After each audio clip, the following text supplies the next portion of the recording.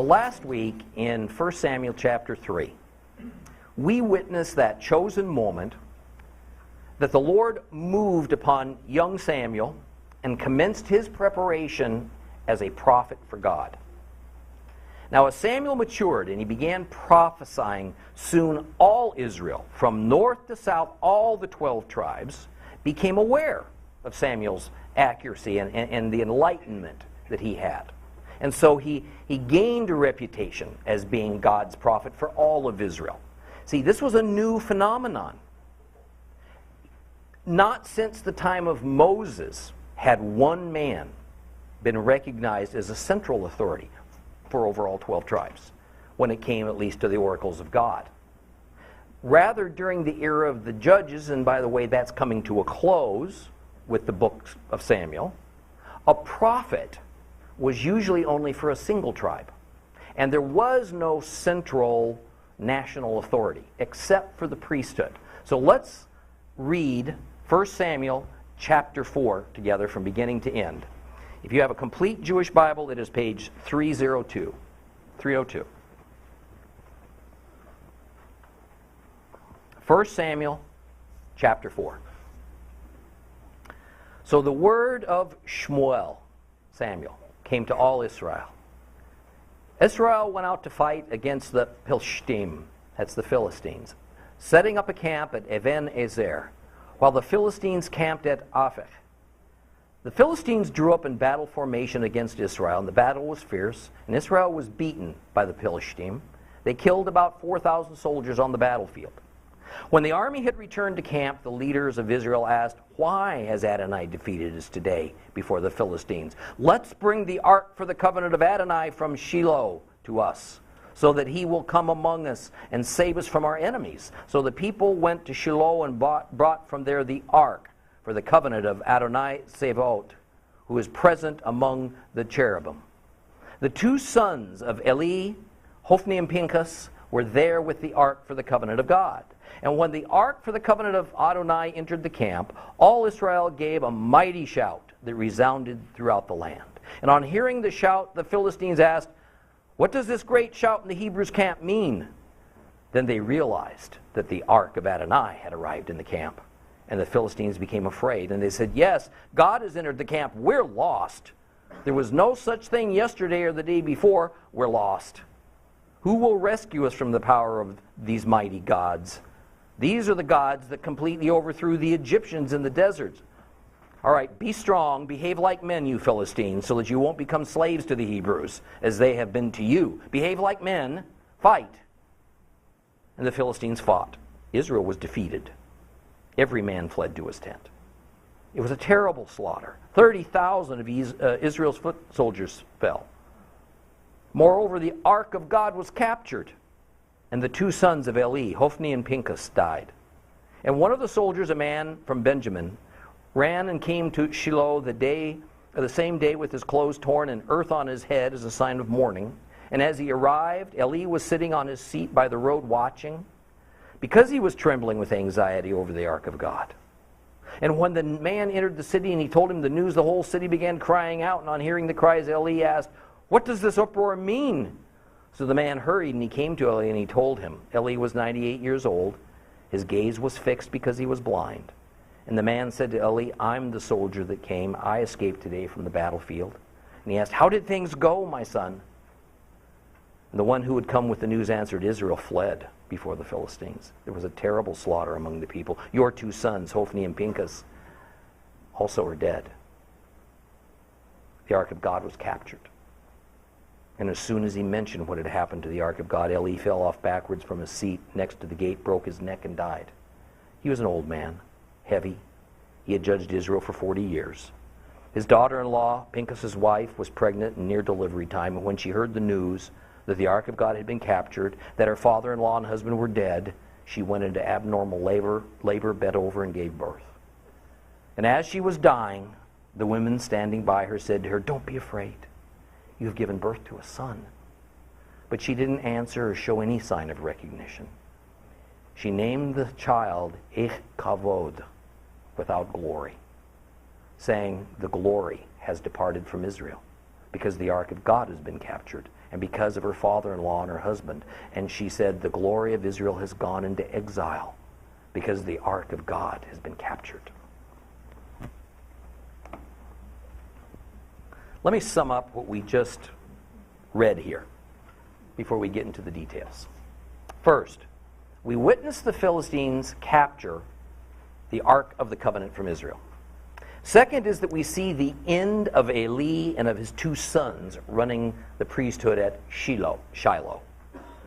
And the bottom line is that the two events are intertwined, and they're related, and they indicate the same thing. God's pulled his glory away from Israel. He has pulled his authority from a dysfunctional Levite priesthood that had been presiding over Israel for quite some time. Put it another way, the Lord has drawn away from both the 12 secular tribes and the single priestly tribe that together represent every element of Israel. Now the story begins with this statement that connects chapter 4 back to chapter 3, that the word of Samuel came to all Israel. So a transition is underway. Just as Jehovah raised up Joshua well before Moses died, so that Joshua would become familiar and trusted and prepared for what was coming once Moses was gone, so Samuel now is being introduced to the people, thus giving the people time to learn to trust Samuel, and for Samuel to gain some spiritual maturity and some experience for what lay ahead. But in the same verse, we're also told that Israel went out to fight the Philistines. Now, it's all but universally taught that it must be that Israel had been prompted to go to battle against the Philistines at Samuel's urging. That Samuel prophesied to Israel that the tribes of Israel should once again take up the holy war for Canaan and oust those dreaded Philistines from the promised land. However, not only is that not actually implied, it also doesn't fit the theme or the purpose or the context of the story of Israel losing its precious Ark of the Covenant to their archenemy. This decidedly was not Samuel's doing that Israel went out to fight the Philistines. Now, although the general area of the battle is known, no one is certain about the exact modern-day location of Even Ezer. However, there is a fairly substantial body of evidence for the location being a place called Aphek, which is well known today. Now, these two places are about 20 miles west of Shiloh in the coastal plains called the Shephelah. It was the lowlands region that lay at the foot of the hill country of Ephraim and Judah. What's important to understand from a geopolitical point of view is that this area was inside of Israeli territory. It was not part of Philistia. So the fact that the Philistines had a substantial military presence there makes it clear that they had also gained much control over the southern and central tribal lands of Israel. They had full intent to lord over, if not outright conquer and assimilate the people of Israel there. Now, as a reminder, the Philistines were a seafaring people, and they originated from the area of the Aegean Sea. They were well known in Egypt, caused them a lot of trouble, and that's where they got their designation as the Sea Peoples.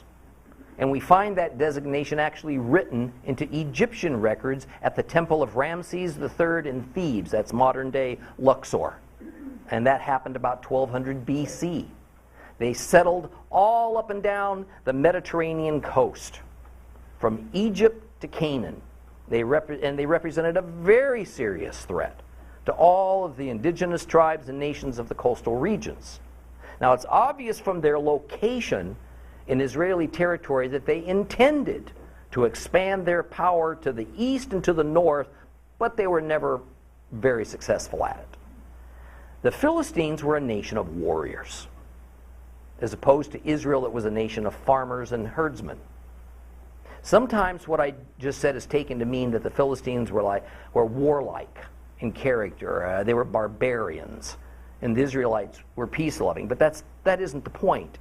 It's that the Philistines, like many other nations at that time, had a fully formed government. They also had a standing army. They had a paid, uniformed military that employed full-time professional soldiers, armed, funded by the leadership, just like most nations do in our time. Israel, on the other hand, did not have a national government, so they didn't have a national army. They did, when they first entered Canaan, over 300 years earlier, under Joshua's leadership, but that army disbanded. And only a few years after the initial victories were won, sufficient control over Canaan was achieved, such that the 12 tribes of Israel now moved in and they settled down. At this point, Israel was just a militia of civilians that armed themselves. They came together as needed when they were called upon. So it was Israel's militia of civilians who went against Philistines, well-trained, experienced professional soldiers in a battlefield between Ebenezer and Aphek. And the result was that Israel was routed. They lost 4,000 men. Well, after a day of fighting and defeat, the Ziknei Yisrael, the old men, the elders of Israel, gathered together, and they wondered why Jehovah defeated Israel on the battlefield. I mean, these Ziknei Yisrael were not military leaders, but rather they were the people's representatives of the various tribes who were entrusted with all these many important decisions that were needed for the community. And it was these elders who decided it would be a good idea to go and get the Ark of the Covenant from its resting place in Shiloh, bring it to the battleground. Now, it's quite interesting that the mindset of the elders was that Jehovah himself defeated Israel, not so much the Philistines. It was neither chance, wasn't the Philistines' might, it was the Lord. And he was displeased for some reason, and he was thus directly responsible for Israel's great loss that day. Apparently they had not sought the Lord's counsel before they went into battle. And so now, after the fact, they thought it might be a good idea to consult and involve him. Wow. Does that ever sound familiar, huh? How often we strike out on our own, certain our ideas are well conceived, they're rational, so they have to be in harmony with God's will. Only we run into a block wall. And afterward, only afterward, do we then take the time to commune with the Father, ask for his guidance and his decision, and then actually follow it. So they sent for the ark. It was delivered to the battlefield, accompanied by the priests Hophni and Pinchas. And under normal circumstances, Eli would have accompanied the ark, but he was aged, he was feeble, blind, so his sons went in his stead. And naturally, as it says in verse 6, when the ark arrived, there was this tumultuous shout as the Israelite fighters were overjoyed for its presence with them, because they were certain this now meant victory. Actually, what the passage says in Hebrew is that the Israelites gave a teruah when they saw the ark. A teruah is a certain kind of blast that comes from a shofar. So we can envision the blowing of scores of shofars accompanying the cheers of the men in the celebration at the sight of the Ark of God's arrival to the battlefield. But what was it that they expected from the arrival of the Ark at the battlefield? The concept was that the presence of the Ark assumed the presence of Jehovah. In fact, the Ark, to their minds, was a visible sign of his presence. I've taught on numerous occasions that what the Israelites pictured in their minds was about how Jehovah operated that was much like the other societies of that age, and how they had a mental picture of how their gods behaved. It was usual for a nation to bring well, at least some of their gods, to the battle location and turn this whole bloody affair into a battle of the gods as much as a battle of the soldiers. Thus, the victor would assume that their gods were greater than the gods of the losers. The Israelites felt that the presence of the Ark of the Covenant would without doubt grant them victory. And at first blush, it seems the Philistines thought so too.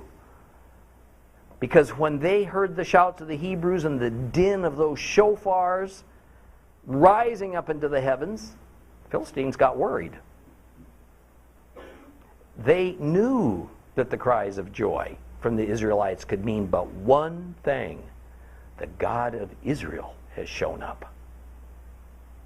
Now, as we read of these recorded thoughts of the Philistines, of these soldiers, we notice something interesting. They keep referring to the gods, plural, the gods of Israel. The same gods, they say, who wrecked Egypt on behalf of these Hebrews. See, here's a little tip for those who like to study a bit of Hebrew when we're looking at these Old Testament passages. The word that's being translated as gods is Elohim. Most of the time, this word is not translated as a plural, but singular, when it's referring to the God of Israel. So, how do we know when to translate that word as gods, not God? Context. When a common foreigner is speaking about the Hebrew deity and the term Elohim is used, it is thought of in the common way of speaking among the pagans, and therefore indicates multiple gods.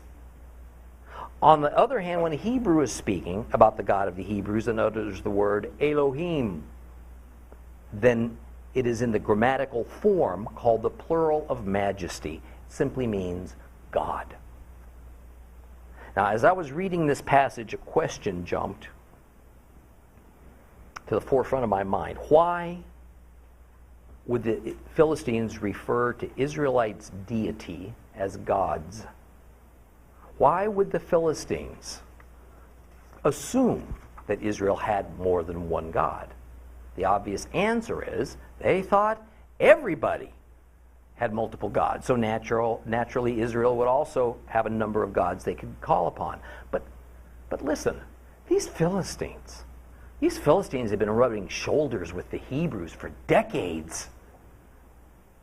Probably at least a century by the time of Samuel. Why?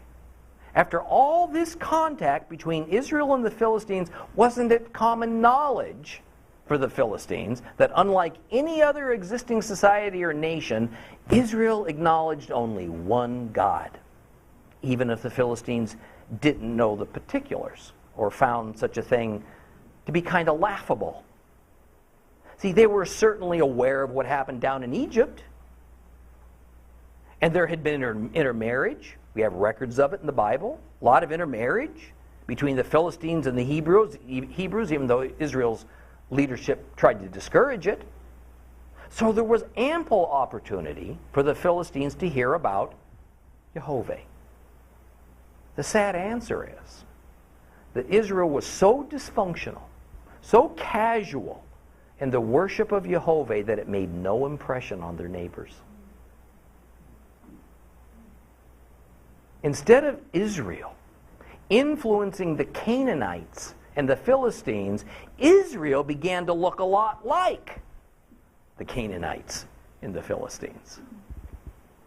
Instead of the Philistines fully understanding that the Israelites recognized but one unique and all-powerful God, they saw nothing special, nothing terribly different about how Israel went about their religion. They looked pretty much like everybody else. We have been constantly reading in the Torah, now in the books following it, of the people of Israel erecting shrines to various gods and goddesses, building Ashtoreth on high places, adopting pagan worship practices, mixing it all in with the worship of Jehovah. Idolatry was running rampant, not just for the common folks, of the 12 tribes, but also their leadership, even the Levite priesthood. And even if the Levite priesthood wasn't necessarily directly worshiping other known deities, they were abandoning God's laws and commands in favor of rituals and practices that they invented, ones they preferred. Most of these were borrowed from their Canaanite neighbors. See, here's another of those Old Testament happenings where we modern believers tend to be a little bit arrogant, and we shake our heads in disgust at those awful Hebrews, while being utterly blind to the similarity between them and many of our own practices within the modern church. Naturally, I'm generalizing. I'm in no way issuing some all-encompassing indictment. But you know what? As you surf the internet, or if you drive down the streets of our communities, we're going to find gay churches, churches that do not acknowledge the deity of Christ, as wild as that sounds. Churches that scoff at the virgin birth, or even the possibility of resurrection. Churches that preach that the be-all, end-all of our existence is for God to make us wealthy and prosperous. Denominations who say that any kind of faith in any kind of God is a good, respectable, valid faith. If a non-believer didn't see us pull up into the parking lot of a church building, oftentimes they'd have no idea we're any different than they are. And that's because they've influenced us far more than we've influenced them. We sure don't read of any Philistines worshiping Jehovah, or converting to become Hebrews, or even knowing very much about the Hebrew religion. But we see plenty of Hebrews adopting the Philistine religious system, marrying into Philistine families, and at the least being quite familiar and intrigued with all these Philistine gods. Not much new under the sun, is there? But the Philistines were not ones to let fear overtake them. So they encouraged one another to fight like men, even if the gods of the Hebrews seemed invincible, and result was a slaughter even worse than the first. 30,000 men, Israelite men, now died on the battlefield. And verse 10, speaking of the Hebrews, says, every man fled to his tent. That phrase is repeated a number of times in Scripture because it is a somewhat common saying. The idea was that not only did the fighters retreat and run for their lives and return home, but also that they basically laid down their weapons and gave up being soldiers. Every man fled to his tent is the epitome of complete demoralizing defeat, whereby the soldier quits the military. But verse 11 tells us the real focal point of this chapter. It says, moreover, the ark of God was captured, and the two sons of Eli, Hophni and Phinehas, died. The death of Hophni and Phinehas on the same day was the sign that the Lord, through his unnamed prophet, had told Eli to watch for. It was the unmistakable sign that the demise of the house and of the priestly line of Eli was to be expected at some unknown time. Well, that time had arrived. But at the same moment, the irreplaceable Ark of God was also captured, and together with the deaths of these two high-ranking priests who'd accompanied the Ark to the battle site, it became de facto proof to everybody who was present that Jehovah had finally had enough of this degenerate people and this unfaithful priesthood. God had withdrawn from Israel, lock, stock, and barrel. The leadership of Israel had become so apostate that they actually thought they could compel God to fight a fight they wanted to fight. A fight in the manner, place, and time of their choosing, simply because they transported that golden, overlaid wooden chest to their camp. Many a wonderful theologian has noticed this attitude. They've commented on this particular passage of Scripture, but few, I think, as wonderfully and eloquently as from an anonymous contributor to the Berlberger Bible, which is a German translation from the early 1700s. The commentator in there says this: "It's just the same now when we take merely a historical Christ outside of us for our Redeemer. He must prove his help chiefly internally by his Holy Spirit to redeem us out of the hand of the Philistines, though externally he must not be thrown into the shade as accomplishing our justification. If we had not Christ, we could never stand, for there is no help in heaven and on earth besides him. But if we have him in no other way than merely outside of us, under us, if we only preach about him, teach, hear, read, talk, discuss, and dispute about him, take his name into our mouth, but will not let him work and show his power in us, he'll be of no more help to us than that ark helped the Israelites." You see, Torah class, if one takes the Holy Spirit out of the Messiah, then he's no more than a mere human like you and me. If one takes the Holy Spirit away from the Ark of the Covenant, then it's just a fancy, expensive box. That's all it is. A cross is not Christ. The Ark is not God. And until God's people can apprehend this, then we shall be without the power he seeks to lend to us to do his will on earth. Verse 12 explains that a soldier who escaped the slaughter ran to Shiloh to tell the high priest what has happened.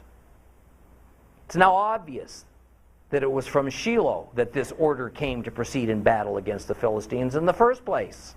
And breathless after fleeing for some 20 miles on foot, this man arrives at the site of the sanctuary with his garment intentionally rent and dirt thrown over his head in a customary sign of calamity and death. And as the people of Shiloh, presumably Levites mostly, saw him coming, their heart sank along with their stomachs. And as he gave them this terrible news, they wailed in anger and in fear. Eli was sitting in a chair just outside the gate, the entrance into the tabernacle area. And he was blind, but he wasn't deaf. And he heard all this ruckus and the shrieks of horror, and he began to tremble, knowing that his worst fears were realized. The 98-year-old Eli was told of the slaughter of thousands of Israelites, the death of his two sons. But it was not until the man told him of the capture of the Ark of God by the Philistines that Eli fell over backwards from his chair, broke his neck, and died. Eli had judged Israel for 40 years. But the reaction of this doesn't end there. When Pinchas's wife heard that her husband was killed at Ebenezer, her father-in-law had just collapsed and died, that the Ark of God was no longer in Israelite hands, she immediately went into labor, gave birth. But the labor was abnormal, we're told. And as she lay dying, the women who were attending her informed her tenderly she shouldn't die in anxiety. The child she bore was alive and well. It was a cherished son. Her last words were the naming of this child she'd never get to hold or to nurse or to see grow into manhood. And as was customary in that era, a child was often named from some momentous happening on the day of his birth. Unfortunately for this child and mother, that momentous happening couldn't have been more negative. So the child would wear that terrible day like a mourning garment all of his life, because she named him Ichabod. Ichabod. Literally means, where is the glory? Where is it? It's gone. The glory, or kavod, in Hebrew, of course, is speaking to God and God's glory. It was his glory that would appear above the winged cherubim of the ark. It was his glory in the tent sanctuary that gave that place its value, its meaning, its holiness. With the loss of the ark, the resting place for the glory was gone. I think we can skip over this event too fast and not realize the enormity of what losing the presence of the ark meant to the people of Israel. Why Eli and his daughter-in-law both died virtually from the overwhelming shock of learning about it. For the people of Israel, it meant God was gone. And if God was gone, then the guarantor of the covenants was gone. And if the guarantor of the covenants was gone, then the covenants weren't valid anymore. And if the covenants weren't valid anymore, then all the rights to their land inheritance of Canaan ceased. I mean, calamity is just not a big enough word. The closest thing I can use as a parallel to this is to be thrown into the lake of fire. In fact, in Jewish history, this event of the loss of the ark of God to the Philistines is thought of as on par with the destruction of Jerusalem and their exile into Babylon. Every element of Hebrew society was either affected or abolished as a result. But let's also notice what I alluded to at the start. God has taken drastic action to change the course of redemptive history for Israel. All in the same day, the people of Israel were punished for centuries of ever-increasing lawlessness and apostasy by losing 30,000 of their men in battle. The priesthood was emptied out, and those in charge, from the high priest to the two most senior priests, Hophni and Pinchas, they were dead now. The power behind the priesthood, the glory of God, and the ark, the sign of God's glory, they were removed from Israel's possession. The tabernacle no longer had purpose. Tabernacle had no meaning, because the one who used to dwell there and gave it purpose and gave it meaning had abandoned it. And the place of the empty tabernacle, Shiloh, was now just another cult site. Not much different than any other religious site is used by the pagans. Thus, Shiloh ceased to have any religious meaning for the Hebrews. A lot of consequences. Let's continue with this story in chapter 5. Page 303 if you have a complete Jewish Bible.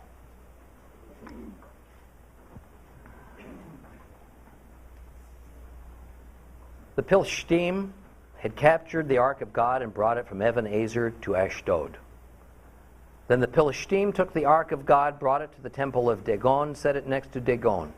But early the next morning, when the people of Ashdod got up, there was Dagon fallen down on his face to the ground before the ark of Adonai. They took Dagon and set him in his place again. But early the following morning, when they got up, Dagon was again fallen down with his face to the ground before the ark of Adonai. But this time the head of Dagon and both of his hands lay there, severed on the threshold. All that was left of Dagon was his torso. This is why to this day the priests of Dagon and those entering his temple never walk on the threshold of Dagon in Ashdod. Now Adonai began oppressing the people of Ashdod. He ravaged them, striking Ashdod and its surrounding area with tumors.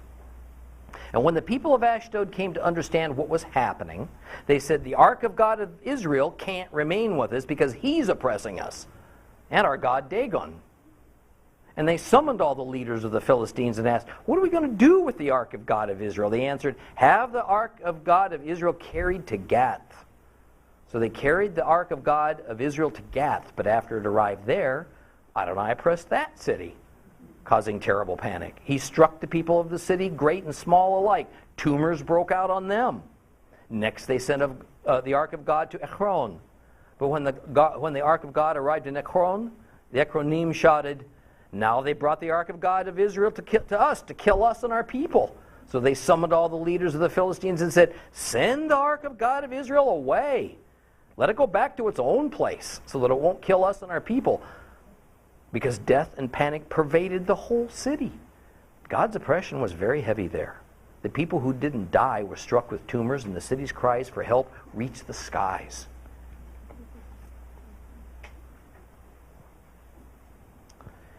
Well, the Philistines logically transported the ark of God to the place of their chief deity, the temple of Dagon in Ashdod.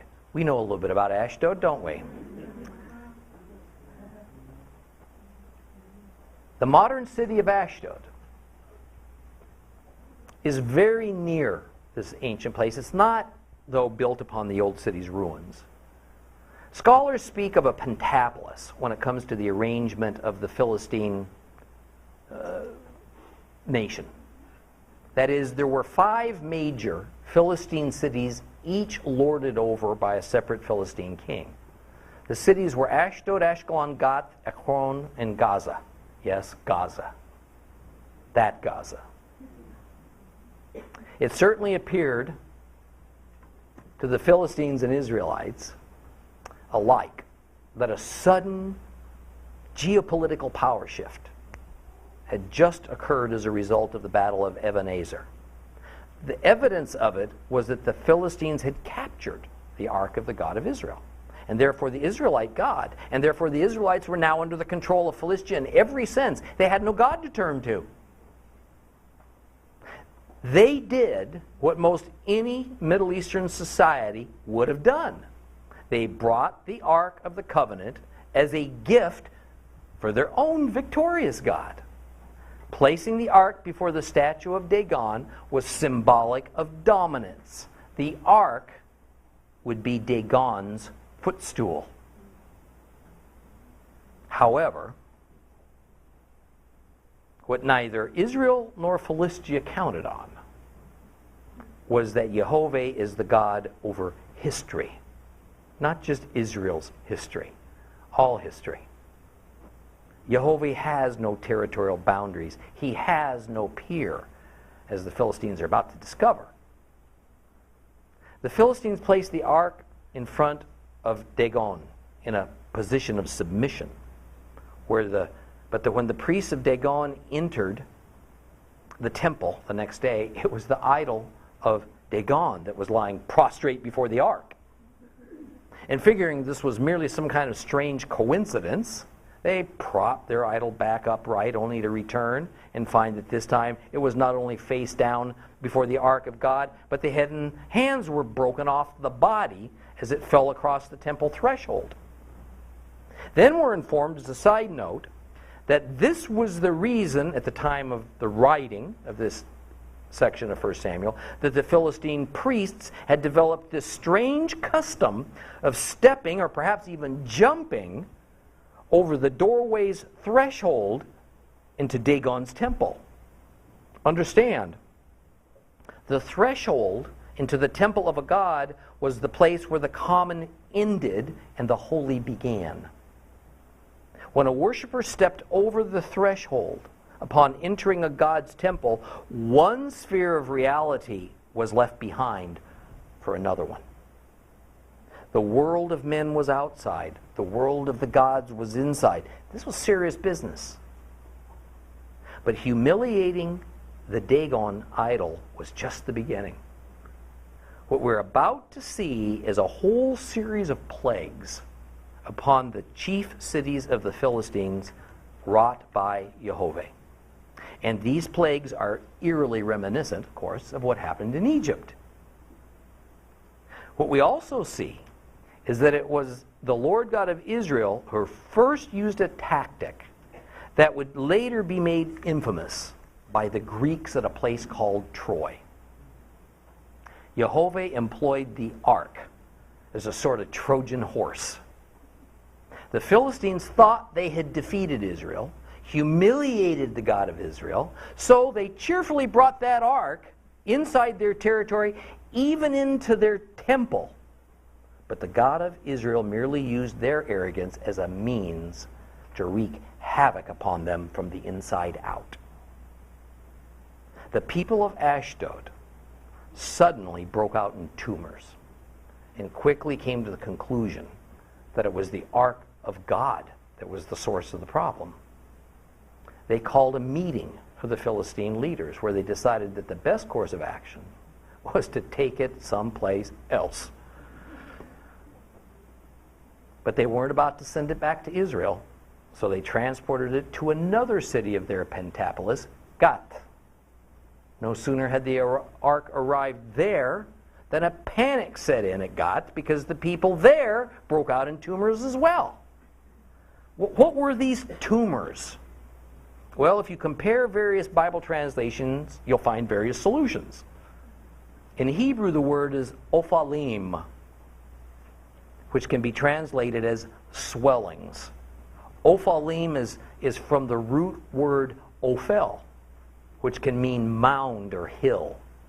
In fact, in the old city of Jerusalem, the city of David was built up a steep hillside starting from the bottom of a deep ravine. And at the highest point on that hill was Mount Moriah. There the temple was built. The area in between the city of David and the Temple Mount was called the Ophel, the mound. So these were some kind of swellings or mounds all over the body. However, over time, the use of this word began to change, and in time it referred to a part of the body that was usually considered a swollen mound, your rear end.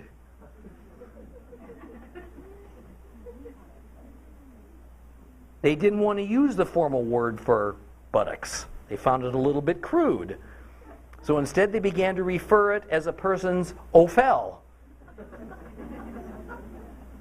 True story. And from this inference, some scholars have decided that the swelling, the tumor, was essentially hemorrhoids. See how one thing leads to another? Get it a little wrong at first and see where you wind up. And you'll perhaps find that exact translation of hemorrhoids in your Bibles. I don't think it's right, but it is pretty funny. Anyway, the people of Gath sent the ark onto the unsuspecting folks at Ekron. But when the citizens of Ekron saw it coming, they went ballistic. They said, whoa, we don't want that around here if you don't mind. We really don't want those tumors and all that stuff like what you guys have, so just that's okay. The Philistines were running out of places to put it. They had this game of hot potato on their hands, and it was coming to an end. And the Philistines finally relented. They said, you know what? Better to return it. Better to return that ark to Israel than to tempt this God of Israel anymore. We'll begin chapter 6 next week, and we're going to watch these Philistines gladly send that ark back to its original owners. Okay? Have a good night.